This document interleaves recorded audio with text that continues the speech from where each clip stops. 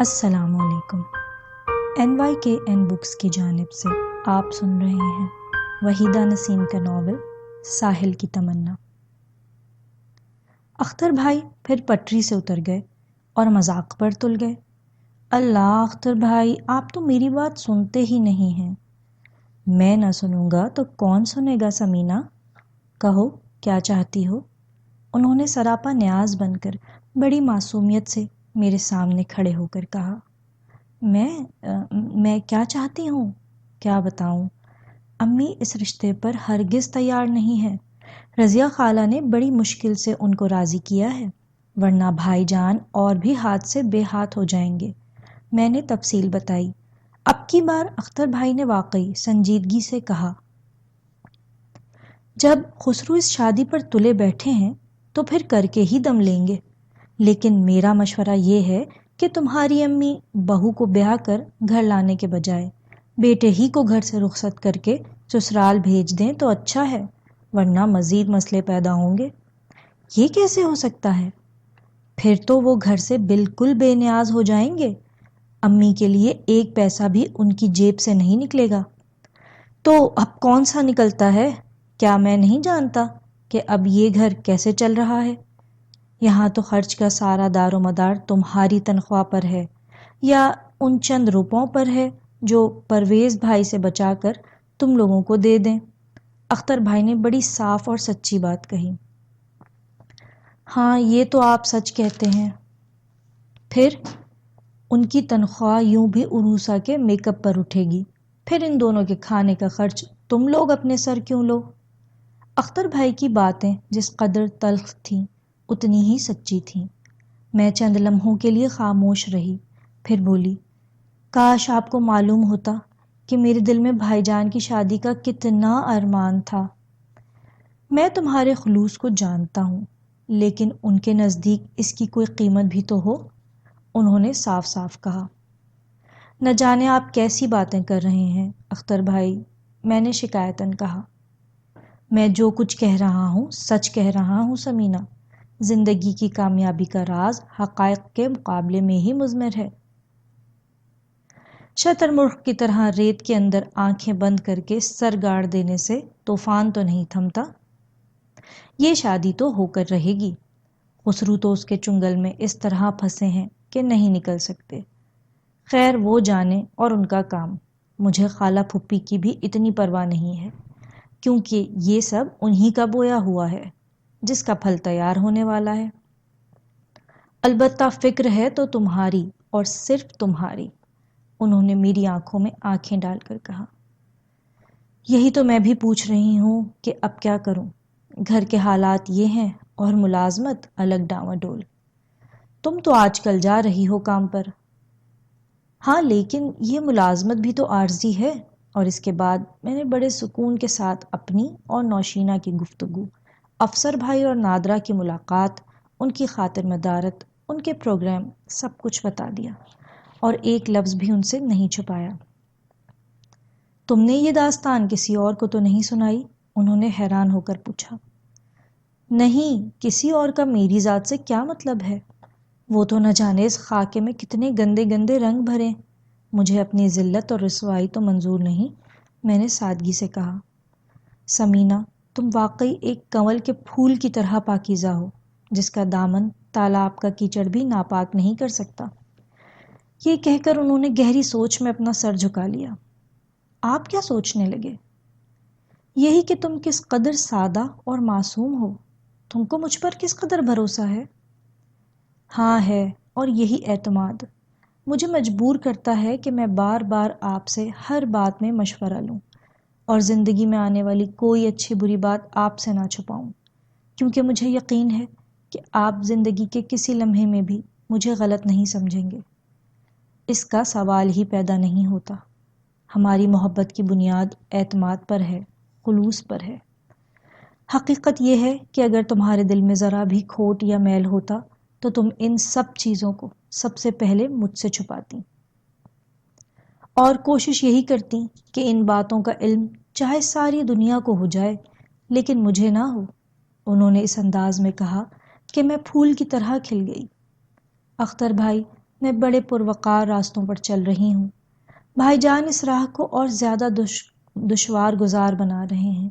سمجھ میں نہیں آتا کہ کیا ہوگا. فکر نہ کرو، اللہ نے چاہا تو سب ٹھیک ہو جائے گا. ویسے میں تم کو ایک بات بتا دوں. کیا؟ یہ کہ نادرہ، افسر، نوشینہ اور نعمان سب ایک ہی تھالی کے چٹے بٹے ہیں. ان سے دوری بہتر ہے. میں جانتی ہوں، لیکن بڑی مجبوری سے ان سے مل لیتی ہوں. مجھے یقین ہے کہ یہ ٹولہ تمہارا کچھ نہیں بگاڑ سکتا، لیکن احتیاط لازمی ہے. فی الوقت تو تم فیکٹری میں کام کر رہی ہو، کرتی رہو، آگے اللہ مالک ہے. میں نے اختر بھائی کے سامنے ہر معاملے میں اپنا دل کھول کر رکھا. کوئی چھوٹی بڑی بات، اچھی بری بات ان سے نہیں چھپائی. ہر قدم اٹھانے سے پہلے ان سے مشورہ کیا، اور میری یہ روش اب تک برقرار تھی، کیونکہ اب مجھے اختر بھائی کے علاوہ اپنا کوئی اور مخلص نظر نہیں آتا تھا. صبا کی شادی کی تیاریوں میں بھائی جان کی شادی کا مسئلہ دب گیا. وہ اور بھیا دونوں مسعود کے ساتھ مل کر کام کرنے لگے، کیونکہ مسعود ابھی چھوٹا تھا. رضیہ خالہ کے اور ہمارے تعلقات کی وجہ سے یہی معلوم ہو رہا تھا کہ شادی ان کے گھر میں نہیں بلکہ ہمارے گھر میں ہو رہی ہے. ہما اور میں دونوں رات دن سلائی ٹکائی میں لگے ہوئے تھے. صبا کی سہیلیاں ڈھولک کی تھاپ پر گیت گا رہی تھیں، اور اختر بھائی اپنے دوست سلمان کی طرف سے وقتاً فوقتاً مجھے چھیڑ رہے تھے کہ سنو سمینہ، ذرا اپنی سہیلی صبا سے کہہ دینا کہ کھانا پکانا سیکھ لیں. ہمارا سلمان ایسا ویسا کھانا نہیں کھاتا. یہی نہیں بلکہ ان کو ایسی بہت سی باتیں یاد تھیں جن کو وہ ہنسی ہنسی میں سناتے رہتے، اور ان کی فقروں سے میں اور ہما محظوظ ہوتے رہتے. بعض باتیں بڑی عجیب ہوتی ہیں، اور کچھ احساسات ایسے ہوتے ہیں جن کے متعلق کوئی یہ نہیں بتا سکتا کہ یہ دل میں کیوں پیدا ہوتے ہیں. مثلاً سیاہ رنگ سے افسردگی کیوں پیدا ہوتی ہے، اور شہنائیوں کی تانوں سے سوئی ہوئی امنگیں کیوں جاگ پڑتی ہیں. صبا اور سلمان بھائی کی شادی میں بھی انہی احساسات سے دوچار ہوئی. ایسا معلوم ہوتا تھا جیسے میری اپنی زندگی کی ساری امنگیں جاگ اٹھی ہیں، اور کسی نے میری نگاہوں کے سامنے افق میں دور دور تک رنگ گھول دیے ہیں. یا دوسرے الفاظ میں یہ سمجھ لیجئے کہ دونوں گھروں کی پرکیف اور رومان پرور فضاؤں میں ایک ایسی بسی دنیا میں پہنچ گئی جو میں نے اس سے پہلے کبھی نہیں دیکھی تھی. جب بھی میں صبا کے پاس جاتی تو اس کی جگہ اپنے آپ کو محسوس کرتی، اور سلمان کی جگہ اختر لے لیتے. مائیوں والے دن جب سہیلیوں نے اس کو مہندی لگائی تو ہما اور اس کی سہیلیوں کے ساتھ میں اور نوشینہ بھی موجود تھے. ہم لوگوں نے بھی اپنے ہاتھوں میں مہندی رچائی، اور جب اس کی خوشبو مہکی اور مجھے اختر بھائی کا خیال آیا، دل چاہا کہ وہ میرے پاس ہوتے. واقعی حنائی ہاتھ بڑے دل فریب ہوتے ہیں. کاش میں ان ہاتھوں سے اختر بھائی کو پانی پلاتی، چائے بنا کر دیتی، اور پھر میری نگاہیں خود بخود حیا سے جھک گئیں. دوسرے دن سب لڑکیوں نے چوڑیاں پہنی، سبز دھانی آسمانی کامدار چوڑیاں جن کی جھنکار کا ترنم ہی کچھ اور ہوتا ہے، جن کے ساز پر نہ جانے کتنے نغمے جاگ اٹھتے ہیں. اختر بھائی کو یہ رنگ ضرور پسند ہوگا. ان کی آواز ان کو بھی بھائی ہوگی، اور میرے دل میں پھر گدگدی سی ہونے لگی. مجھے وہ رات اب تک یاد ہے جس کی صبح کو صبا کی بارات تھی. دونوں گھروں میں رت جگے کا سما تھا. شادی اتنی جلدی میں ہوئی تھی کہ اب تک جوڑوں کی سلائی ٹکائی جاری تھی. دونوں گھروں میں یکساں چراغاں تھا. یہ اور بات ہے کہ عورتوں اور لڑکیوں کا سارا جماؤ صبا کے گرد تھا. دولہا میاں یعنی سلمان کے کپڑوں کی ذمہ داری اختر بھائی پر تھی، اس لیے وہ اپنے دوست کو نک سک سے درست کرنے کے لیے ایک پیر پر ناچ رہے تھے. لڑکیاں کھانے سے فراغت کر کے ڈھولک گیت گا رہی تھیں. اتنے میں امی نے مجھ سے کہا، اے سمینہ، ذرا ایک کام تو کرنا. جی کہیے. صبا کی چوتھی والے جوڑے کے دوپٹے کی جو کرن ہم نے خریدی تھی وہ میرے بڑے صندوق میں رکھی ہے، یاد ہے؟ جی ہاں یاد ہے. وہ نکال لاؤ، اس کو ٹانک کر چھٹی کروں. بہت اچھا. میں نے حکم کی تعمیل میں گھر کا راستہ لیا. اے کہاں چلی سمینہ، آؤ نا، تم سے تو بیٹھا ہی نہیں جاتا، ہما نے کہا. بس ابھی آئی 2 منٹ میں نے کہا، اور گھر کے صحن میں جس وقت پہنچی ہوں اس وقت اس کیاری کے پاس میرے قدم خود بخود رک گئے، جہاں اختر بھائی سے میری باتیں ہوتی تھیں۔ اس وقت کا کچھ حسن ہی اور تھا۔ خاموش رات دبے پاؤں گزری تھی۔ ہما کے یہاں سے ڈھولک کی سہانی آواز اور گیتوں کے دل فریب گونج فضا کو رومان پرور بنا رہی تھی۔ آسمان پر حسین چاند کا چہرہ جگمگا رہا تھا۔ تاروں کی بساط مدھم تھی اور میری ننھی سی کیاری میں کلیاں مسکرا رہی تھیں اور ان کی البیلی خوشبو باہر آنے کے لیے بےتاب تھی۔ کیا وہ دن آئے گا جب میرے گھر میں بھی یہی چہل پہل ہوگی؟ اس دن صبا کی جگہ میں ہوں گی اور میری جگہ ہما اور اس کی سہیلیاں۔ اس وقت جو آؤ بھگت سلمان کی ہے وہی اختر بھائی کی ہوگی، میں نے سوچا، اور چند لمحوں کے لیے پھر ایک نئی دنیا میں کھو گئی۔ آئے گا وہ وقت، ضرور آئے گا، میرے دل نے گواہی دی، اور میں آہستہ آہستہ قدم اٹھاتی ہوئی برآمدے سے اندر پہنچی۔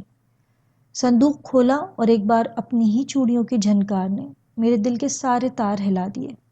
واقعی یہ حنائی ہاتھ اور چوڑیاں مشرق کا حسن ہے۔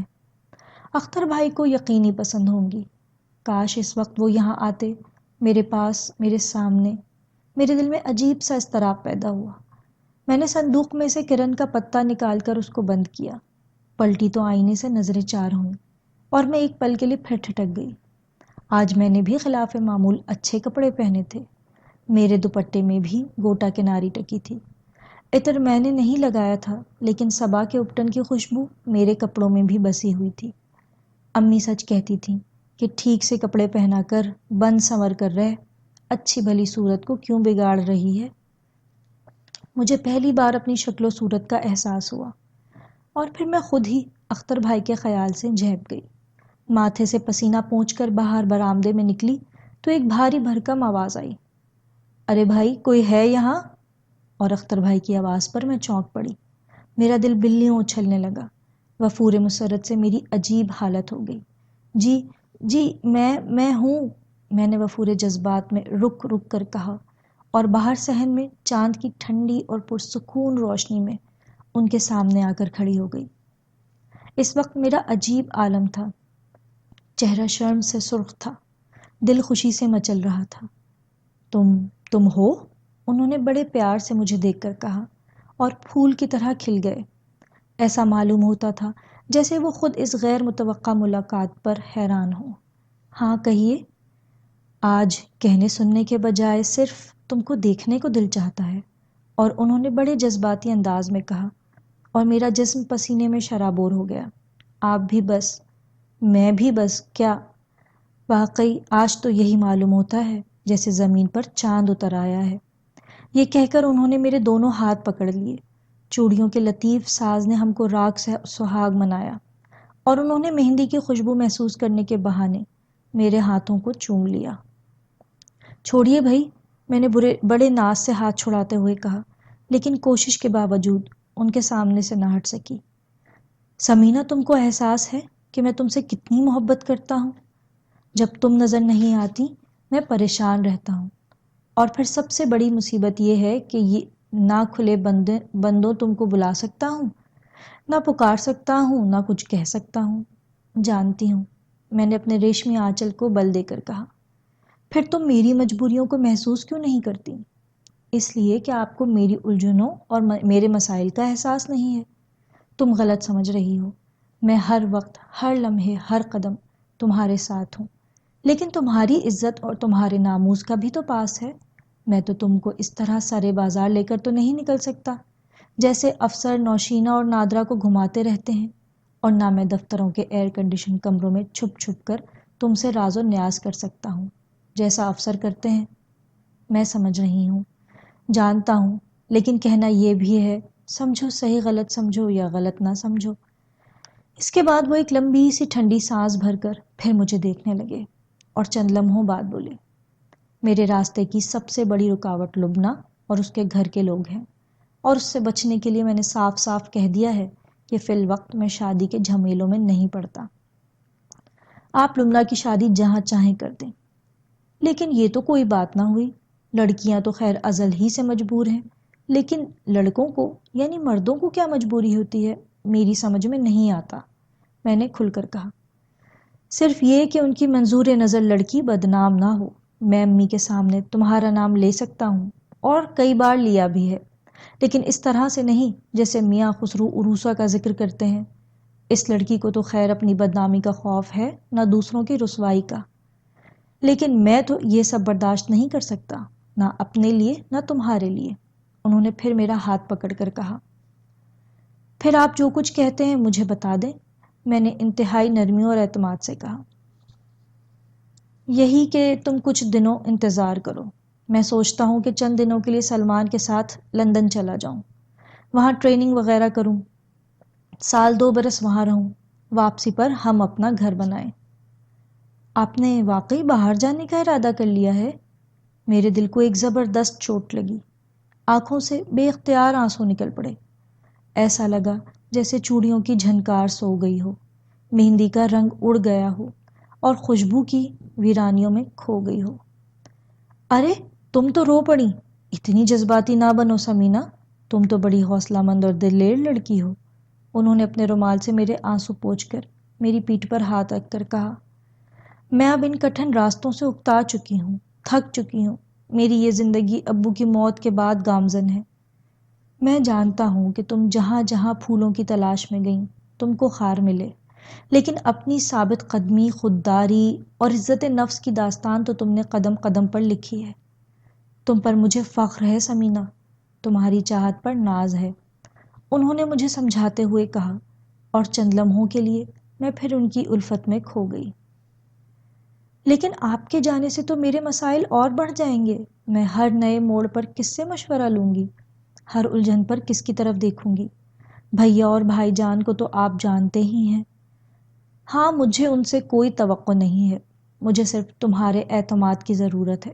میں تم کو یقین دلاتا ہوں کہ لندن جانے کے چند مہینے بعد سلمان سے مشورہ کر کے لبنہ کے لیے کوئی اچھا سا رشتہ بھجوا دوں گا۔ وہ دولت کے رسیاں ہیں، اس کو دولت چاہیے۔ مجھے نہ لبنہ باجی سے غرض ہے نہ اس کے گھرانے سے۔ میں تو صرف آپ کو جانتی ہوں اور آپ پر بھروسہ کرتی ہوں، اور آپ کبھی ہنساتے ہیں کبھی رلاتے ہیں۔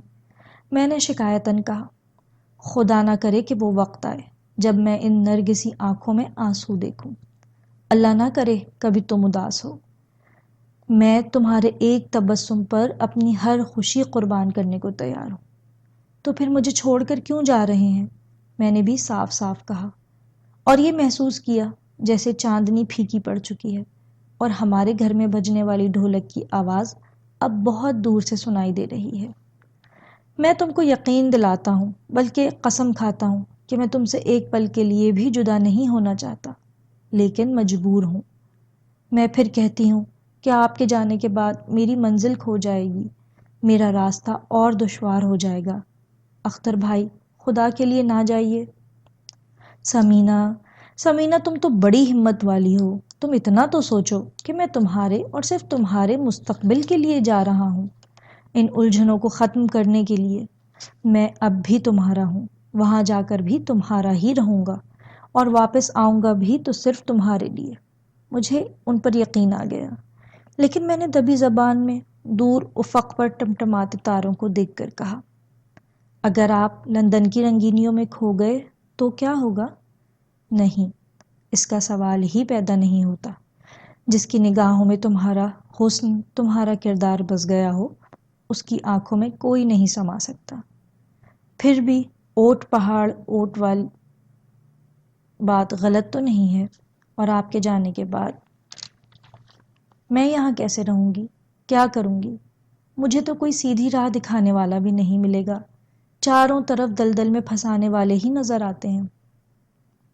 میں جانتا ہوں، مجھے یقین ہے کہ تم ہمیشہ کنول کی طرح پاکیزہ رہو گی، تمہارے پیروں میں کبھی لغزش نہیں ہو سکتی، بلکہ تمہارے نقش قدم دوسروں کے لیے مشعل راہ بن سکتے ہیں۔ کیا آپ سچ کہہ رہے ہیں؟ ہاں، تم کو میری محبت پر اور مجھے تمہاری استقامت پر اعتماد ہے۔ زمانہ بدل جائے لیکن ہم نہیں بدل سکتے۔ واقعی؟ ہاں، سچ کہتا ہوں۔ انہوں نے میرے ہاتھ پکڑ کر زندگی بھر رسم الفت نبھانے کی قسم کھائی، وعدہ کیا کہ وہ مجھے کبھی نہ بھولیں گے، یقین دلایا کہ لندن جا کر واپس آ جائیں گے، اور میں اس حسین اور پرکیف فضا میں ان کی محبت بھری باتیں سن کر جھومنے لگی۔ کاش الفت کے یہ لمحے جاوداں ہوتے، چاہت نبھانے کی یہ قسمیں پائیدار ہوتی۔ مجھے وہ وقت اور وہ گھڑی اب تک یاد ہے جس میں اختر بھائی نے قسمیں کھا کھا کر اپنی محبت کا یقین دلایا تھا، جب میں ان کی نگاہوں میں جنت ارضی کی حور سے کم نہ تھی، جب وہ میری حیات تھے اور میں ان کی کائنات تھی۔ ہاں، ان لمحوں میں محبت سے زیادہ مستحکم اور پائیدار کوئی اور چیز نہیں معلوم ہوتی تھی۔ دل تو یہی چاہتا تھا کہ یہ گفتگو ختم نہ ہو، بس چلتا تو وقت کی رفتار روک لیتی، لیکن ناممکن تھا۔ امی نے مجھے کرن کا پتہ لانے کے لیے بھیجا تھا اور سوئی دھاگے لیے بیٹھی تھیں۔ ان کا ہاتھ رکھا ہوا تھا، لہٰذا انہوں نے فوراً ہما کو بھجوا دیا، اور یہ بھی شکر ہے کہ ہما ہی کو بھجوایا، کسی اور کو دوڑا دیتی تو میں کیا کر لیتی۔ تم کہاں رہ گئیں سمینہ؟ کیا کرن کا پتہ لینے بازار چلی گئیں؟ ہما کی آواز کے ساتھ ہی میرا سارا جسم پسینے میں شرابور ہو گیا، چہرے پر ہوائیاں اڑنے لگیں، حلق خشک ہو گیا۔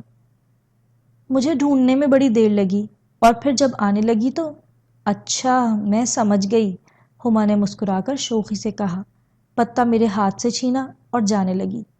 تو اختر بھائی نے سر پیٹنے والے انداز میں اس کو پکار کر کہا، ارے ارے ارے او ہما، سنو تو، کمال ہے، تم تو بالکل ہوا کی طرح اڑنے لگی۔ اور نہیں تو کیا، اس وقت میرا اڑ جانا ہی مناسب ہے۔ شرارت نہ کرو، میں تو صرف ابھی ابھی یہاں یہ پوچھنے آیا تھا کہ میں سمجھی کہ آپ اس وقت یہاں کوئی نہایت کام سے آئے ہوں گے۔ دل کو دل سے راہ ہوتی ہے، بتائیے کیا کام تھا آپ کو؟ ہما نے اپنے دونوں ہاتھ پیچھے کی طرف باندھ کر بڑی مستعدی سے سوال کیا۔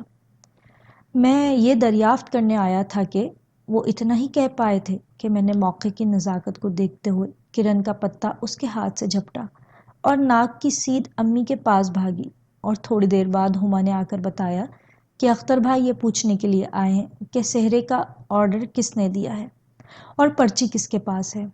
مجھے نہ اس پرچی سے مطلب تھا نہ اس آرڈر سے۔ اس وقت تو میرے دل کی ساری کلیاں کھلی ہوئی تھیں، قدم قدم پر پھول مہک رہے تھے، ہر ہر گام پر شادیانے بج رہے تھے۔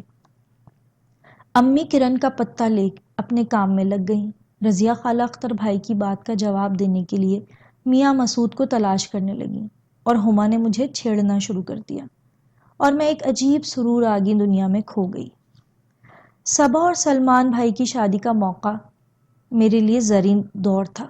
قدم قدم پر اختر بھائی سے ملاقاتیں تھیں، ہر وقت ان سے مڈ بھیڑ تھی، چھیڑ چھاڑ تھی، الفت کی باتیں تھیں، نظروں کے پیام تھے، الفت کے سلام تھے، یہاں تک کہ جب اختر بھائی سلمان کو دولہا بنا کر بارات لائے تو میری خواب پرور نگاہیں یہی دیکھتی جیسے دولہا وہ خود ہیں۔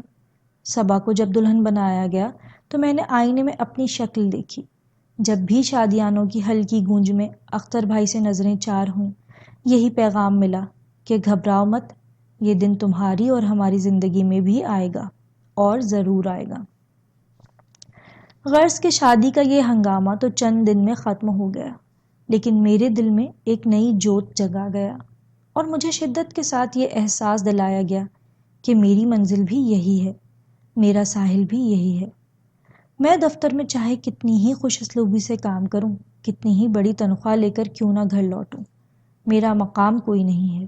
میری عظمت دل کی ملکہ اور گھر کی رانی بننے میں ہے، اور میں صبا کو اس وقت سب سے زیادہ خوش قسمت لڑکی سمجھنے لگی۔ مجھے اس کی تقدیر پر رشک آنے لگا، اور 2-3 دن بعد جب میں صبح کے ناشتے کے بعد بھیا اور بھائی جان کو چائے بنا کر دینے لگی تو اس وقت اس شادی کا ذکر پھر چھڑ گیا، اور اس کی تفصیلات میں الجھ گئی، اور دل کی بات زبان پر آ ہی گئی۔ میں نے کہہ دیا کہ صبا دلہن بن کر بڑی پیاری لگ رہی تھی، واقعی وہ بڑی خوش قسمت ہے۔ بھائی جان تو اس وقت عروسہ کے تصور میں کھوئے ہوئے تھے، لیکن بھیا کو شاید ان ارمانوں کا احساس ہو گیا جو میرے دل کے نہا خانوں میں چھپے تھے۔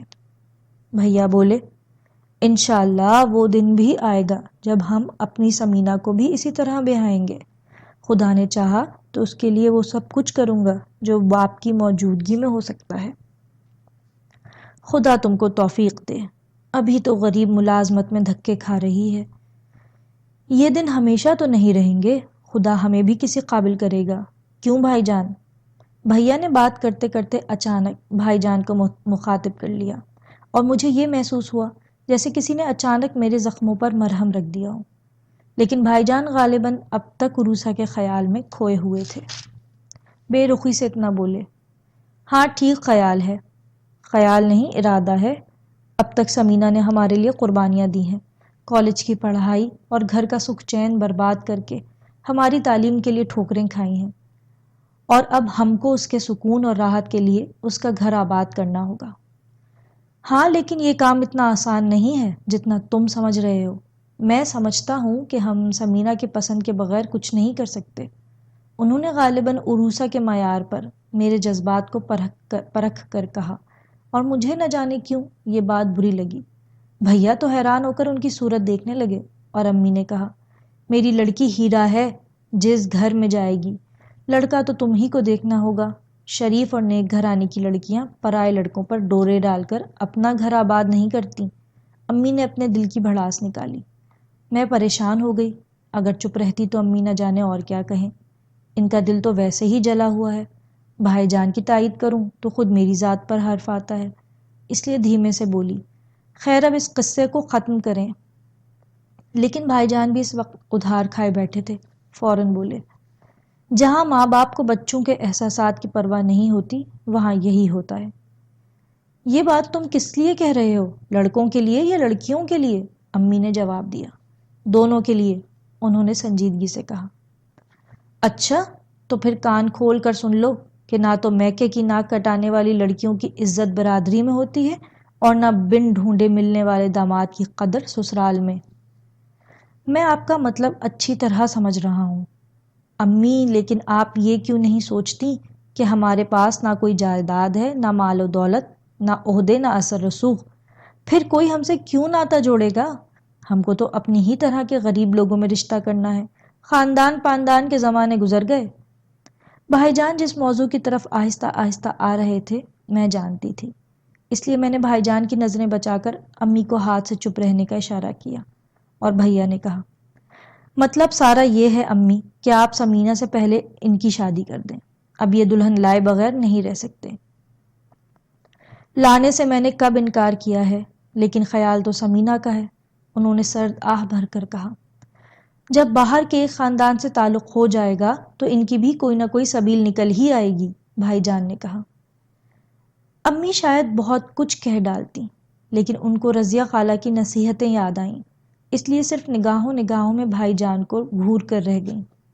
ان پر جو گزری میں جانتی تھی، مگر خاموشی کے سوا چارہ نہ تھا۔ آخر بھائی جان نے پھر کہا، خدا جانے یہ حقیقت تھی یا میرے حساس طبیعت کا خیال کہ عروسہ کے گھر میں ہماری وہ روایتی قسم کی آؤ بھگت نہیں ہوئی جو لڑکے والوں کی ہوتی ہے، اور ہوتی بھی تو کیوں، وہ لوگ بھائی جان کو مٹھی میں لے چکے تھے، ہم سے ان کو صرف رسمی سروکار تھا، اور ہم لوگ بھی تو صرف گفتگو ہی کے لیے گئے تھے، لیکن ہم لوگوں میں اجنبیت اور بیگانگی کا احساس بہت شدید تھا۔ امی خاموش تھیں، رضیہ خالہ دم بخود تھیں، صرف نوشینہ کی امی بولے جا رہی تھیں، اور میری نگاہیں گھر کا جائزہ لے رہی تھیں، جو زبان نے حال سے کہہ رہا تھا کہ دولت پل بھر میں ملتی ہے، لیکن سلیقہ اور تہذیب برسوں میں آتے ہیں۔ ہر چیز سے نو دولتیہ پن برس رہا تھا۔ جس ڈرائنگ روم میں ہم بیٹھے تھے اس کے پردے اور گدے گو کے قیمتی تھے، لیکن انتہائی بدذوقی کا ثبوت دے رہے تھے۔ ساتھ والے کمرے میں یکے بعد دیگرے مسلسل فلمی ریکارڈ بجائے جا رہے تھے، اور وہ بھی اتنی بلند آواز میں کہ پاس پڑوس والوں کو معلوم ہو جائے کہ گھر میں ریڈیو ٹیپ ریکارڈ موجود ہے۔ جب ہم ان آوازوں کو سن سن کر تھک گئے تو روسا کی ماں نے بآواز بلند کہا، کیوں برباد کر رہی ہو اتنا قیمتی ٹیپ ریکارڈ، بند کرو۔ اور پھر دھیمی آواز میں ہم لوگوں سے کہا، جب سے ان کے ماموں نے لندن سے بھیجا ہے لڑکیوں کے ہاتھ ایک شغل آ گیا ہے، اور اس شغل کو ختم کر کے عروسہ کی خالہ زاد بہنیں نہایت بھونڈا میک اپ کیے، واہیات رنگوں کے ریشمی کپڑے پہنے برآمد ہوئیں، اور پھر ہماری خاطر کے لیے فورن کافی سیٹ نکالا گیا، یورپ سے آئی ہوئی چائے بنائی گئی، اور ہم کو خاطر تواضع کے لیے اس بڑی سی میز یا ڈائننگ ٹیبل پر بٹھا دیا گیا، جس کی لکڑی بھی غالباً انگلینڈ سے آئی تھی، بنایا بھی وہیں کے مستری نے تھا۔ ظاہر ہے کہ ہماری ان لوگوں سے پہلی ملاقات تھی، لیکن بات بات میں اپنی دولت کا اظہار اس طرح کیا جا رہا تھا اور اپنی بڑائی اس طرح بیان کی جا رہی تھی کہ مجھے چڑ آ گئی، لیکن ہوٹ سیے خاموش بیٹھی رہی اور نوشینہ کی امی ہی نے بھائی جان کی بات کی۔ امی نے تائید میں سر ہلا دیا اور یہ فرض ناگوار ادا کر دیا گیا۔ لیکن جب ہم اٹھنے لگے تو مغرب کی اذان کا وقت آ گیا اور رضیہ خالہ کو نماز یاد آئی، اور ان کو اس فریضے کی ادائیگی کے لیے ان 2 کمروں کی زیارت کرنا پڑی جو ہم نے اب تک نہیں دیکھے تھے، جہاں کی گندگی اور کثافت سے رضیہ خالہ کا جی متلا گیا۔ ایک کمرے میں ایک لکڑی اور چھلنگی چارپائی پر ایک طرف دھوبی کے یہاں کے آئے ہوئے صاف کپڑے اور دوسری طرف میلے کپڑے ڈھیر تھے۔ دوسری چارپائی پر جھوٹے برتن، تام چینی، رکابیاں سالن میں لت پت پڑی ہوئی تھیں، اس ڈائننگ ٹیبل کا مذاق اڑا رہی تھیں جہاں سے ہم اٹھے تھے۔ غسل خانے میں ریشمی اور میلے کپڑوں کی کھوٹیوں پر اور اسٹینڈ پر بکھرے پڑے تھے، جیسے ان کو تہہ کر کے رکھنے کا دستور ہی نہ ہو۔ یہی حال بستروں کا تھا۔ کونے میں ایک میز پر کچھ کتابیں بے ترتیب تھیں اور اسی کے نیچے کونے میں ٹیپ ریکارڈ رکھا تھا۔ جب رضیہ خالہ بیچاری زیادہ پریشان ہوئی تو ایک میلے کچیلے کپڑوں والی بڑی بی نے ان کی رہبری کی، جو گفتگو اور انداز سے بالکل گنوار لگ رہی تھیں۔ خدا کا شکر ہے کہ ان کے متعلق جلد ہی انکشاف ہو گیا کہ وہ عروسہ کی نانی ہے، خادمہ نہیں ہے۔ بظاہر ہم رشتے کی بات کر کے آ رہے تھے، لیکن حالت یہ تھی کہ نہ دل کو چین تھا نہ لبوں پر مسکراہٹ، اور رضیہ خالہ کا تو دل ہی ڈوب رہا تھا۔ گھر میں آنے کے بعد ہم لوگ اس طرح نڈھال ہو کر پڑ گئے جیسے بہت کچھ کھو آئے ہوں۔ شام کو جب بھائی جان آئے تو ان کی بانچھیں کھلی ہوئی تھیں۔ حالت یہ تھی کہ پاؤں رکھتے کہیں تھے اور پاؤں پڑتا کہیں تھا۔ ہو آئی امی جان آپ؟ انہوں نے کہا۔ ہاں۔ کہو سمینہ، تم کو عروسہ پسند آئی؟ انہوں نے امی کے بعد مجھ سے سوال کیا۔ نبھانا آپ کو ہے، ظاہر ہے کہ جو آپ کی پسند ہے وہی ہماری ہوگی۔ بھائی جان نہ اتنا بچہ تھے نہ اتنے نادان کہ امی کے تیور نہ پہچان سکیں، لیکن اس کے باوجود خوش تھے اور یہی چاہتے تھے کہ عروسہ جلد از جلد بیاہ کر آ جائے۔ ادھر میری ملازمت کی نیا ڈاواں ڈول تھی، اس میں کوئی شک نہیں کہ میری کارکردگی بڑی اچھی تھی، میرے کام سے سب خوش تھے، لیکن اس کو کوئی کیا کرے کہ میری ملازمت ہی عارضی تھی۔ میں جس کی جگہ پر تھی وہ آ رہی تھی، میرا دل پھر ڈوب رہا تھا، اور جمیلہ آپا مجھے دلاسا دے دے کر وعدہ کر رہی تھیں کہ وہ مجھے پھر بلا لیں گی۔ اس کے لیے وہ 2-1 بار میرے گھر بھی آئیں تاکہ اگر ایسی کوئی صورت نکلے تو وہ فوراً خود آن کر مجھے لے جائیں۔ ادھر امی کا ہاتھ تنگ تھا، گزر بسر جس طرح ہو رہی تھی، ظاہر ہے اس پر بھائی جان کی شادی سر پر کھڑی تھی۔ امی کا لے دے کے سارا زور مجھ پر تھا۔ میں ان کی مجبوریاں جانتی تھی اور ان کو میری بے بسی کا پورا پورا علم تھا، پھر بھی اس موضوع پر سوائے میرے وہ کسی سے بات نہیں کر سکتی تھیں۔ اس لیے ایک دن بڑی حسرت سے بولی۔ میں نے نہ جانے کیا سوچا تھا خسرو کے متعلق کہ یوں شادی کروں گی اور یوں بہو لاؤں گی، لیکن میرے سارے خواب چکنا چور ہو گئے۔ میں جانتی ہوں امی، لیکن بہر کا کیف حالت سے تو ہم کو سمجھوتا کرنا ہی ہوگا۔ عروسہ کے پیچھے ہم بھائی جان کو تو نہیں چھوڑ سکتے، میں نے جواب دیا۔ یہی تو میں بھی کہہ رہی ہوں، لیکن یہ سب کیسے ہوگا؟ زیور اور بری کہاں سے لاؤں؟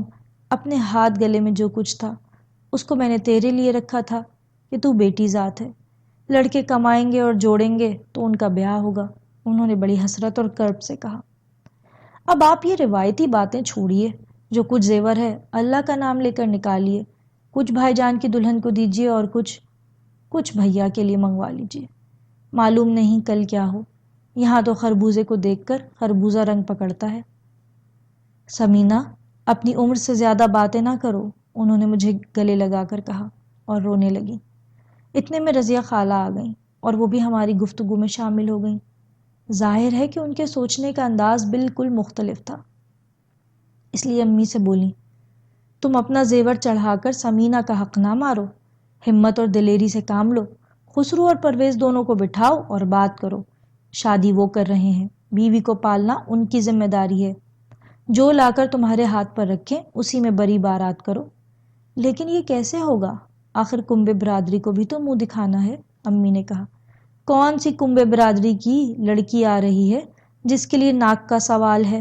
جلدی تو ان لوگوں کو ہے، میرے خیال میں تو بڑا اچھا موقع ہے تم بھی سادگی سے نگاہ پڑھا کر بہو لے آؤ.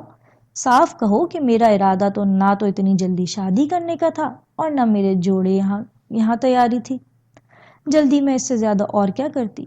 میری مانو تو نکاح کا ایک جوڑا اور ایک انگوٹھی کافی ہے، ورنہ بلاؤ میاں خسرو کو اور کہو کہ نکالیں اپنی کمائی. رضیہ خالہ نے بڑی سختی سے کہا اور امی مجبور ہو کر بولی، ہونا تو یہی چاہیے تھا. ہونے ہوانے کا سوال نہیں، تم کو یہی کرنا ہے، رضیہ خالہ نے کہا اور امی وقتی طور پر تیار بھی ہو گئیں. لیکن جب بھائی جان کا سامنا ہوا تو حالات کا پہیہ پھر الٹا گھوم گیا اور بھائی جان نے ان سے کہا، آپ اپنا زیور بہو کو دے دیں، سمینہ کی فکر نہ کریں، اس کے لیے ہم لوگ مر گئے ہیں. دیکھ لیجئے گا کس شان و شوکت سے بہن کو بیاہتے ہیں. غرض کہ انہوں نے ایسے سبز باغ دکھائے کہ امی ان کی باتوں میں آ گئیں اور چند ہی دنوں کے اندر شادی کی تاریخ طے ہو گئی اور زیور کے علاوہ باقی اخراجات کے لیے بھائی جان نے دفتر سے قرض لینے کی کوشش شروع کر دی. حالانکہ میں بھی اس کی مخالف تھی، لیکن نقار خانے میں طوطی کی آواز سننے والا کون تھا. چند دنوں بعد مجھے ملازمت سے جواب مل گیا. میں جس لڑکی کی جگہ کام کر رہی تھی وہ آ گئی اور میں اپنا سا منہ لے کر رہ گئی. ادھر امی کا برا حال تھا. منہ سے تو کچھ نہ کہتی مگر چھپ چھپ کے آنسو بہاتی. ان کو نہ عروسہ پسند تھی نہ اس کا گھرانہ. ان کو آنے والے وقت کا احساس تھا، اس لیے وہ روپیہ پیسہ کے لیے بار بار میری طرف دیکھ رہی تھی اور میں پھر پیروں میں گردش پر کار لیے گھوم رہی تھی، لیکن کہیں 4 پیسے کی سبیل نظر نہیں آتی تھی. لے دے کے وہی نوشینہ، نادرہ اور افسر بھائی کا سہارا تھا جس کو میں لینا نہیں چاہتی تھی. ایک بار میں ان کے چنگل سے نکل چکی تھی، اب دوبارہ پھنسنے سے کترا رہی تھی. لیکن مرتا کیا نہ کرتا والا احوال تھا. ہر چند مجھے یہ دونوں لڑکیاں پسند نہ تھیں اور نہ ان کے افسر بھائی، نہ ان کا کنکھیوں سے دیکھ دیکھ کر مسکرانا اچھا لگتا تھا.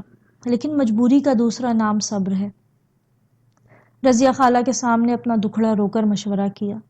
ہما سے پوچھا لیکن بات نہ بنی اور رضیہ خالہ نے کہا، ابھی تو صرف اتنی سی بات کہ سمینہ بیٹا، اس دنیا میں زندہ رہنے کے لیے بڑے اونچ نیچ سے گزرنا ہوتا ہے. ہر چیز اپنی منشا کے مطابق نہیں ہوتی. بعض مرتبہ ناپسندیدہ عناصر سے بھی نبھانا پڑتا ہے، کیونکہ غرض بہت بری بلا ہے. تم کو تو صرف اپنی نوکری کے لیے تھوڑی دیر کے واسطے ان کی حرکتوں کو برداشت کرنا ہے. امی کو دیکھو جن کی ساری زندگی زہر آب پینا پڑی. ان کی بات سچ تھی. چنانچہ میں نے نوشینہ سے کہا اور اس نے خوش ہو کر کہا، تم فکر نہ کرو، میں اور نادرہ پرسوں ہی رحمان صاحب سے کہہ کر تمہاری نوکری کا بندوبست کر لیں گے. یہ رحمان صاحب کون ہے؟ بڑے اونچے سرمایہ دار ہیں، افسر بھائی کے گہرے دوست ہیں. بس تم دیکھتی رہو، انشاءاللہ تم کو چٹکی بجاتے میں ملازمت مل جائے گی. لیکن ایک بات ہے. کیا؟ تم پہلے کی طرح ہم کو بیچ میں ڈال کر الگ نہ ہو جانا. افسر بھائی تو تمہارا اتنا خیال رکھتے ہیں کہ خدا کی پناہ. انہوں نے شاید رحمان صاحب سے تمہارے لیے بات بھی کر لی تھی، لیکن تم ہی غائب ہو گئی. ہاں میں غائب ہو گئی تھی. میں نے اپنی غلطی تسلیم کی. جب بھی وہ ملے تم کو پوچھتے رہے اور میں اور نادرہ بہانے بناتے رہے. خدا کی قسم اتنی اچھی نوکری تھی کہ کیا بتاؤں. اس کو چھوڑ کر تم نے اس سڑی ماری فیکٹری میں جھک مارنا شروع کر دیا. ہاں وہاں کی نوکری عارضی تھی. سوچا تھا کہ اگر وہیں مستقل طور پر لگ جاؤں تو اچھا ہے. کیوں تم کو زحمت ہو اور تمہارے ساتھ اور لوگ بھی میری وجہ سے پریشان ہوں. میں نے جواب دیا، کمال کرتی ہو، بھلا اس میں پریشان ہونے کی کیا وجہ ہے؟ کیا ہم غیر ہیں؟ میں نے کہا، تم یقین کرو مجھے اور نادرہ کی ہر وقت تمہاری فکر لاحق رہتی ہے. بہرکیف اب تو جو ہونا تھا ہو چکا. آئندہ کی بات کرو، میں نے ہتھیار ڈالتے ہوئے کہا. آئندہ کے لیے یہی ہے کہ تم کو انشاءاللہ اچھی سے اچھی ملازمت مل جائے گی. کل ہم لوگ نادرہ کے ہاں چلیں گے، یا پھر چلو افسر بھائی کو فون کر لیں، پوسٹ آفس سے یا کسی جنرل اسٹور سے. اس نے پھر وہی پرانی بات دہرائی جس سے مجھے چڑ تھی. دکان یا پوسٹ آفس سے فون کریں؟ میں نے کہا. پھر کیا ہمارے گھروں میں فون نہیں؟ اور ہوں بھی تو ہر جگہ سے کہنے کی نہیں ہوتی. میرا مطلب ہے کہ تم کسی وقت ملنا تو کہہ دینا. میں آج کل بھائی جان کی شادی کی تیاریوں میں ہوں. چلو یہی صحیح، اس نے جواب دیا. دوسرے روز میں بیٹھی کھانا کھا رہی تھی کہ نوشینہ آئی اور مجھے پوچھا اور سیدھی باورچی خانے میں آئی اور کہا، چلو افسر بھائی سے مل لو، وہ اور نادرا باہر گاڑی لیے کھڑے ہیں۔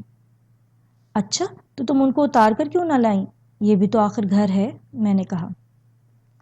تم احمق ہو، بس جلدی چلو۔ میں اس کے کہنے پر اٹھ کھڑی ہوئی، بال درست کر کے برقع سنبھالا اور امی نے پوچھا کہاں جا رہی ہو سمینا؟ میں ان کو گھر لے جا رہی ہوں، نادرا آئی ہے، اس سے ملازمت کی بات کرنا ہے۔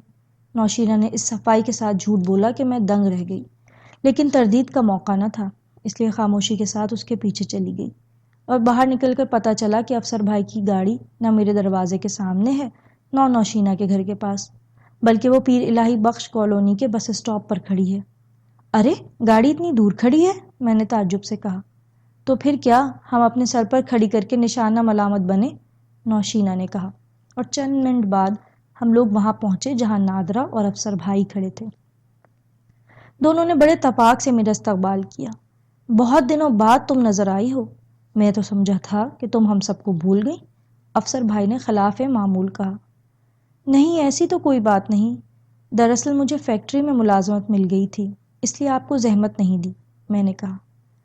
اور مجھے رحمان صاحب سے جھوٹا بنوایا، نادرا نے کہا۔ خیر ایک بار غلطی ہو گئی، اب نہیں ہوگی انشاءاللہ، نوشینہ نے میری وکالت کرتے ہوئے کہا۔ یہ ان کا وعدہ ہے، نادرا نے کہا۔ ہاں یہ ٹھیک کہتی ہے مینا، نادرا نے مجھے مخاطب کیا۔ ہاں ٹھیک کہتی ہے، اب کی مرتبہ میں آپ کی بات جھوٹی نہیں کرواؤں گی، میں نے یہی سوچا تھا کہ فیکٹری میں نوکری مل رہی ہے تو آپ کو کیوں زحمت دوں، میں نے ندامت سے کہا۔ غرض کے دونوں نے مجھ سے وعدے وعید لیے، میں ان کے کہنے پر عمل کروں گی اور پھر آئندہ کے لیے پروگرام بنا کر ہم لوگ کہاں اور کیسے ملیں گے، جس پر مجھے تعجب بھی ہوا لیکن منہ سے کچھ نہ کہا۔ نوشینہ تو ان لوگوں کے ساتھ گاڑی میں بیٹھ کر روانہ ہو گئی اور میں اپنے گھر واپس آ گئی، اور گھر میں قدم رکھتے ہی نوشینہ کی امی کو دیکھ کر میرا دم نکل گیا، اور میری صورت دیکھ کر امی نے سوال کیا، کہاں گئی تھی سمینا؟ نوشینہ تو دیر سے گھر میں نہیں ہے۔ جی میں اسی کے ساتھ تھی، میں نے انتہائی ندامت سے جواب دیا۔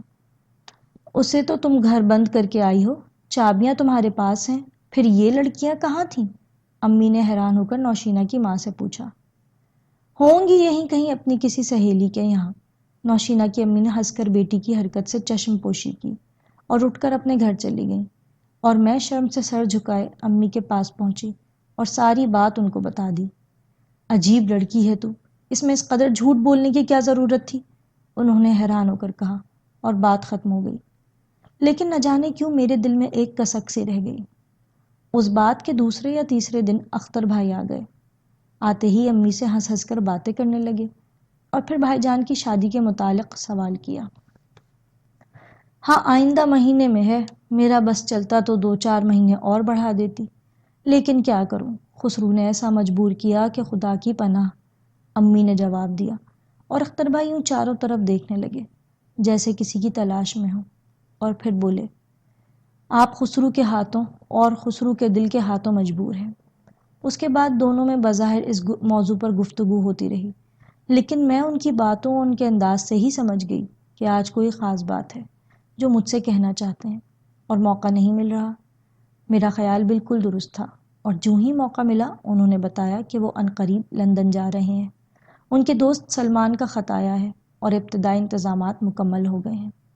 تو کیا آپ بھائی جان کی شادی میں شریک نہیں ہوں گے؟ کہہ نہیں سکتا، ویسے کب تک ہے ان کی شادی؟ خالہ پھوپھی تو آگے بڑھانا چاہتی ہیں۔ کیا بتاؤں، ادھر کوئی تیاری ہی نہیں ہے، اور ادھر ایسی بےتابی کہ خدا کی پناہ۔ اور تمہاری ملازمت کا کیا ہوا؟ چند دنوں کی مہمان تھی، رخصت ہو گئی، اب پھر میں ہوں اور کراچی کی سڑکیں۔ لیکن آپ ابھی رک جائیے نا، کچھ دنوں ٹھہریے، میں نے التجا آمیز لہجے میں کہا۔ تم میرے مسائل نہیں سمجھ سکتی، میں جتنی دیر یہاں رہوں گا میری الجھنیں بڑھیں گی، اور جب تک میں یہاں سے چلا نہ جاؤں لبنہ کی شادی کہیں اور نہیں ہوگی۔ میرا مطلب یہ نہیں ہے، بلکہ میں تو یہ چاہتی تھی کہ، میں نے رک رک کر کہا۔ کیا چاہتی ہو بتاؤ؟ یہی کہ آپ جاتے جاتے مجھے کہیں نہ کہیں ملازمت دلوا جاتے تو بڑا اچھا تھا، میں نوشینہ اور نادرا کے چکر میں نہیں پڑنا چاہتی۔ تو نہ پڑھو، خود تلاش کرو، اس میں کون سی بڑی بات ہے، اور پھر آخر یہ لڑکیاں تمہارا کیا بگاڑیں گی، تم ان سے اتنی خائف کیوں ہو؟ آپ نہیں سمجھ سکتے کہ میرے لیے نوکری کتنی ضروری ہے اور گھر کس نازک دور سے گزر رہا ہے۔ بھائی جان شادی کی ترنگ میں مقروض ہو چکے ہیں۔ ابھی تو پتہ نہیں چل رہا ہے، شادی کے بعد جب ادائیگی کرنا پڑے گی تب معلوم ہوگا۔ یہ تو تم سچ کہتی ہو، لیکن تم کیوں اتنا پریشان ہو؟ میں پریشان نہ ہوں تو کون ہوگا؟ میں جانتی ہوں کہ آپ کے پاس تفصیلی گفتگو کا وقت نہیں، لیکن آپ اتنا تو بتا سکتے ہیں کہ رحمان صاحب کون ہیں اور کیسے ہیں۔ یہ کہہ کر میں نے ان کے متعلق ساری تفصیلات بتا دیں۔ میں نے ان کا نام سنا ہے اور یہ بھی جانتا ہوں کہ یہ بیک وقت کئی ایک کمپنیوں کے مالک ہیں، بہت بڑا کاروبار ہے، لیکن ذاتی طور پر واقف نہیں ہوں، انہوں نے جواب دیا۔ تم کہیں بھی ملازمت کرو، میرے لیے کیا فرق پڑتا ہے سمینا؟ میں جانتا ہوں کہ جو تم آج ہو کل بھی وہی رہو گی۔ نوشینہ اور نادرہ خود کھلونا بنی ہوئی ہیں، لیکن تمہارا کوئی کیا بگاڑ لے گا؟ انہوں نے پھر اسی اعتماد سے کہا جو ان کے دل میں میرے لیے موجود تھا۔ مجھے اگر خدا کے بعد کسی کی خوشنودی کا خیال ہے تو وہ صرف آپ کی ذات ہے، میں نے بڑی محبت اور اپنائیت سے کہا، جس پر ان کی آنکھیں چمک گئیں۔ وہ مسکرا کر بولے، مجھے تم پر فخر ہے سمینا۔ واقعی؟ ہاں، مجھے یقین ہے کہ نہ میں لندن جا کر بدلوں گا اور نہ تم یہاں کی ٹھوکریں کھا کر۔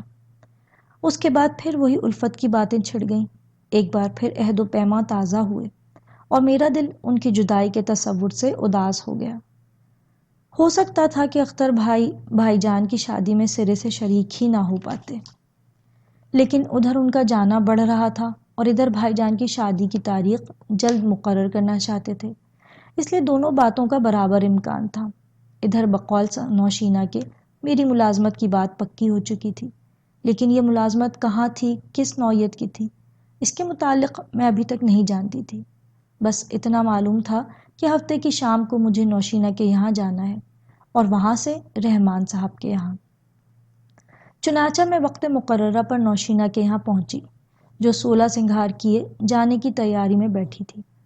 اس نے سر سے پیر تک میری طرف دیکھا اور کہا، تم ان سادہ کپڑوں میں جاؤ گی؟ اور نہیں تو کیا، وہاں کوئی تقریب تو نہیں ہے؟ اس سے کیا ہوتا ہے، اس لباس میں تو تم بالکل بدھو لگ رہی ہو۔ اور میں اس کی بات سن کر دنگ رہ گئی۔ اتنے میں نادرہ بھی آ گئی اور آتے ہی اس نے بھی وہی راگ الاپنا شروع کیا جس کا پہلا سرا نوشینہ نے نکالا تھا۔ تمہاری صورت اللہ میاں نے ہم دونوں سے اچھی بنائی ہے، پھر تم اس قدر اول جلول کیوں رہتی ہو؟ ہائے اللہ، یہ دوپٹہ کس قدر ہلکے رنگ کا ہے، کوئی گہرا سا رنگ پہنو۔ نادرہ نے نادر شاہی حکم جاری کیا، جس کے بعد نوشینہ اپنا آتشی دوپٹہ لے آئی جو میں نے ہلکے نیلے جمپر پر پہنا اور دونوں نے مل کر زبردستی میرا میک اپ کیا۔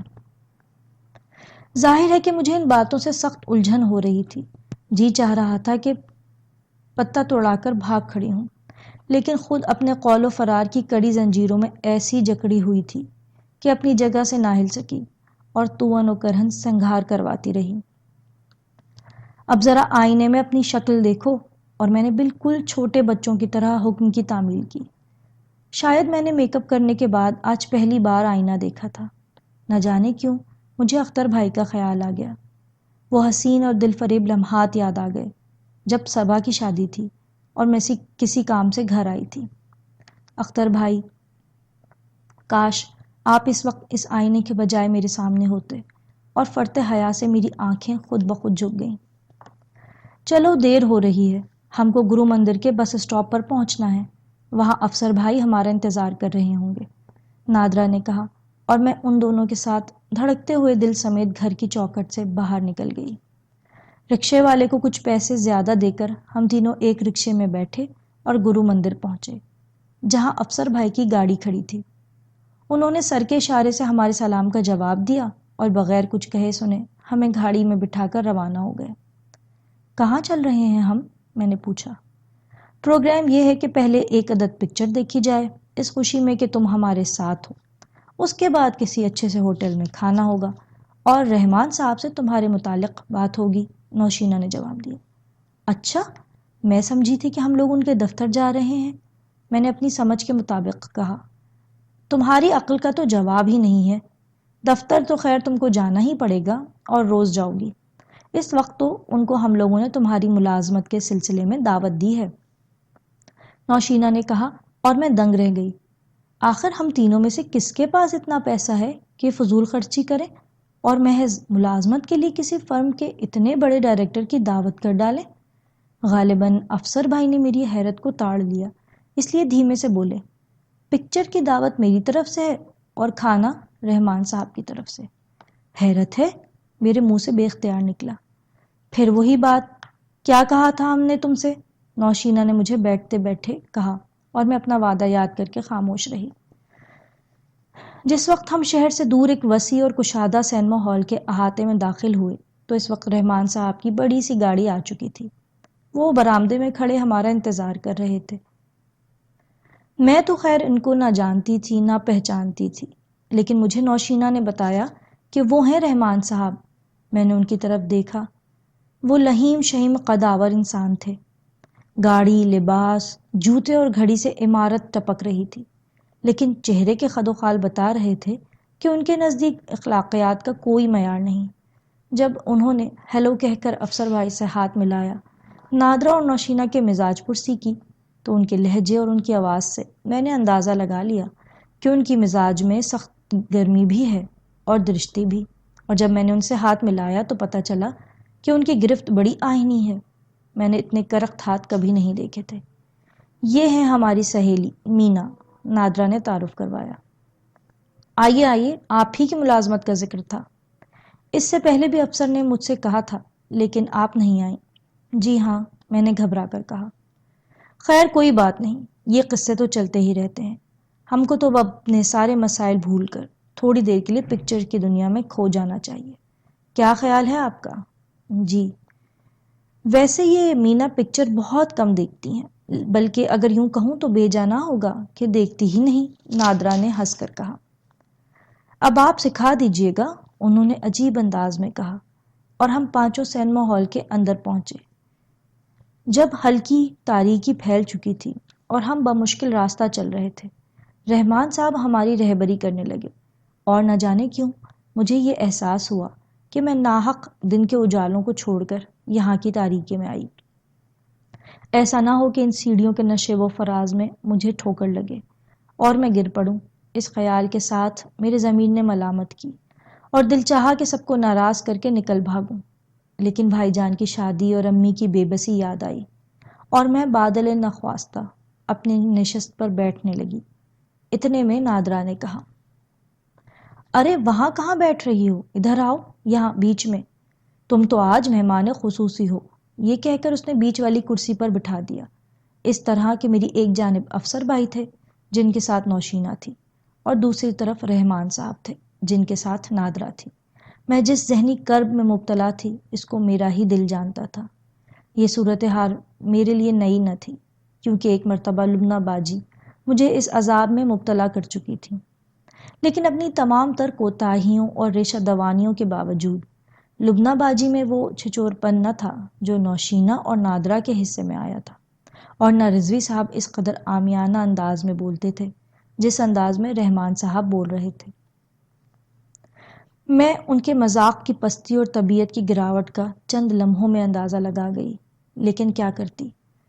یوں توں کر کے یہ اذیت ناک پکچر ختم ہوئی، جس سے غالباً میرے علاوہ سب ہی محظوظ ہوئے، اور اس کے بعد پھر کھانا کھانے کا مرحلہ آیا، جہاں پھر بادل نخواستہ مجھے رحمان صاحب کے سامنے بیٹھنا پڑا اور اپنے حسن کی تعریفیں سننا پڑیں، اور اب کی مرتبہ نہ جانے کیوں رحمان صاحب اور بھی زیادہ بڑھنے لگے، اور وہیں پر میری ملازمت کا مسئلہ طے ہو گیا، اور میں پھر سر کے بل تلوار کی دھار پر چلنے کے لیے تیار ہو گئی۔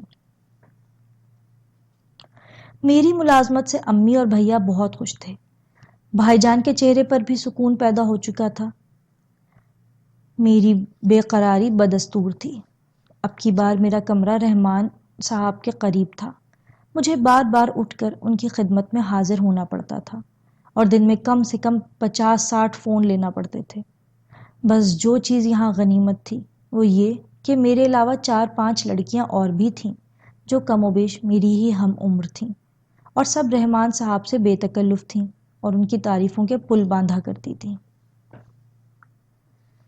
بہرکیف میری ملازمت کے بعد بھائی جان کو گھر کی طرف سے پورا اطمینان ہو گیا۔ اور اب ان کی شادی میں کوئی رکاوٹ باقی نہ رہی، اس لیے کھٹ سے تاریخ مقرر ہو گئی۔ توبہ ہے توبہ، خسرو تو یہ سمجھتا ہے کہ سمینہ نوکر کیا ہوئی، کہیں سے چھپر پھاڑ کر ہم لوگوں کو دولت مل گئی ہے۔ ارے 2-1 مہینے گزریں گے جب ہی تو 4 پیسے ہاتھ میں آئیں گے، امی نے 2-1 بار بیزاری سے کہا۔ لیکن توبہ کیجئے، ان کے کان پر جوں تک نہ رینگی۔ اور ادھر اختر بھائی نے رخت سفر باندھا، اور وہ امی کے اصرار پر صرف اتنا رکے کہ بھائی جان کی شادی میں کھڑے کھڑے شرکت کر لیں۔ میرے لیے میری ملازمت ذہنی کرب تھی، جہاں کے ماحول میں اپنے آپ کو نہیں ڈھال سکتی تھی۔ بس یہ معلوم ہوتا تھا جیسے دفتر نہیں، اندر کا اکھاڑا ہے، جہاں ہر قسم کی پریاں موجود ہیں، اور رحمان صاحب خود راجہ اندر ہیں۔ دل تو چاہتا تھا کہ اختر بھائی کو ایک بار پھر اپنا دکھڑا سناؤں، لیکن ایک تو ان کی اپنی مصروفیت، دوسرا ہمارے گھر میں شادی کا ہنگامہ، مجھے بات کرنے کی بھی مہلت نہ ملی۔ اور جب شادی میں 8 دن رہ گئے تو ایک دن امی نے رضیہ خالہ، نوشینہ کی ماں، سب کے سامنے کہا، بہو تو میں جیسے تیسے لے آؤں گی، لیکن ولیمے کا کھانا میرے بس میں نہیں ہے، یہی محلے پڑوس کے 4 آدمیوں کو بلا کر چائے پانی کر دوں گی۔ یہ تو بڑی سبکی کی بات ہے، خصوصاً ایسی صورت میں جب کہ وہ بارات کا کھانا دے رہے ہیں، بھائی جان نے گھبرا کر کہا۔ اتفاق سے میں اور نوشینہ بھی موجود تھے۔ دیا کریں، تم دفتر سے قرض لے چکے، پرویز لے چکا، میرا زیور بھیٹ چڑھ چکا، اب اور کیا چاہیے، امی نے جھنجلا کر کہا۔ اور نوشینہ نے کہا، ولیمہ کی دعوت اتنی لمبی چوڑی تھوڑی ہوگی، آخر سمینہ بھی تو اپنی تنخواہ ایڈوانس لے سکتی ہے۔ میں نے اس کی آہستہ سے چٹکی لی، کیونکہ میں اس کے جھمیلے میں نہیں پڑنا چاہتی تھی اور رحمان صاحب کا احسان نہیں لینا چاہتی تھی۔ خدا خدا کر کے یہ بات بھائی جان نے نہیں سنی، اور اس کی گونج صرف امی کے کانوں میں باقی رہی۔ جوں توں کر کے بھائی جان کی شادی ہو گئی، اور قدم قدم پر ہم کو جن مشکلات کا سامنا کرنا پڑا، ہمارا دل ہی جانتا ہے۔ بقول رضیہ خالہ کے کہ پوت کے پاؤں پالنے میں نظر آتے ہیں۔ جب بھائی جان نے عروسی جوڑا، چوڑیاں، چپل سب ہی ہم لوگوں کو پسند کے بجائے ان کی مرضی سے خریدا، تو اس وقت ہم لوگ سمجھ گئے کہ ہماری آئندہ حیثیت کیا ہوگی۔ غرض کے عروسہ بیاہ کر گھر آ گئی، اور امی نے بھائی جان کی مخالفت کے باوجود چائے پانی پر ولیمہ کر دیا، اور اختر بھائی ہم لوگوں سے رخصت ہونے کے لیے گھر میں آئے۔ میں ان کی جدائی کے تصور میں ہی ادموئی ہو رہی تھی۔ یہی معلوم ہوتا تھا جیسے ان کے جانے کے بعد یہاں کوئی ایسا نہ ہوگا جس کو میں اپنا سچا اور مخلص ساتھی سمجھ کر اپنی پکار سنا سکوں۔ مجھے احساس تھا کہ ان کے جانے کے بعد یہ گھر کاٹنے کو آئے گا، یہ بام و در ویران ہو جائیں گے، یہاں کا سناٹا مجھے ناک بن کر ڈسے گا، وہ شامیں بالکل سنسان ہو جائیں گی جن میں ان کا انتظار کرتی تھی۔ اس خیال کے ساتھ ہی میرا دل بھر آیا۔ میری ہمت نہ پڑی کہ باورچی خانے سے نکل کر ان سے بات کروں، اس لیے وہیں پٹری پر بیٹھی رہی جیسے چپک گئی ہوں، کیونکہ میں جانتی تھی کہ یہی وہ جگہ ہے جہاں میں ان سے کھل کر بات کر سکتی ہوں، یہی میں اپنے آنسو یہ کہہ کر چھپا سکتی ہوں کہ میری آنکھوں میں دھواں لگ رہا ہے، اس سے بہتر کوئی پناہ گاہ نہیں ہے۔ ارے بھائی تم کہاں ہو سمینہ، سنو تو، انہوں نے چاروں طرف دیکھنے کے بعد مجھے نہ پا کر کہا، اور پھر سیدھے باورچی خانے میں آ گئے۔ آپ واقعی جا رہے ہیں؟ میں نے اس انداز میں کہا جیسے ان کے جانے کا یقین نہ ہو۔ ہاں، بہت کوشش کی کہ رک جاؤں، لیکن جانا ہی پڑا۔ چائے تو پی لیجئے، لاؤ، انہوں نے کہا، اور میں شدت جذبات میں کپ کپاتے ہوئے ہاتھوں سے پیالی اٹھائے اور کھڑے ہو کر ان کو دی۔ سمینہ، تم اتنی اداس اور رنجیدہ، ادھر دیکھو، ادھر سنو، تم تو بڑی ہمت والی ہو، کیا تم سمجھتی ہو کہ میں وہاں جا کر رہ جاؤں گا؟ نہیں نہیں، میں ایسا تو نہیں سمجھتی ہوں، میں نے کہا، اور آنسو میرے چہرے پر ڈھلک گئے۔ ان کا چہرہ بیک وقت اتر گیا اور کہا، تم اداس ہوگی تو میرا سفر نہیں کٹے گا، تم آبدیدہ ہوگی تو میرا راستہ کٹھن ہو جائے گا۔ انہوں نے ادھر ادھر دیکھ کر بڑی احتیاط سے میرا ہاتھ پکڑا اور جلدی سے اس کو چوم کر کہا، میں تمہارا تھا، تمہارا ہوں اور تمہارا ہی رہوں گا۔ وعدہ کریں، بھولیں گے تو نہیں، جلد واپس آئیں گے نا؟ ہاں ہاں، وعدہ کرتا ہوں، انہوں نے میرا ہاتھ دبا کر کہا، اور پھر ہاتھ چھوڑتے ہوئے ہولے سے بولے، بس اب مسکرا کر خدا حافظ کہو۔ خدا حافظ۔ میں نے دل پر جبر کر کے کہا اور وہ باہر نکل گئے، اور ان کے جانے کے بڑی دیر بعد میں باورچی خانے سے نکلی۔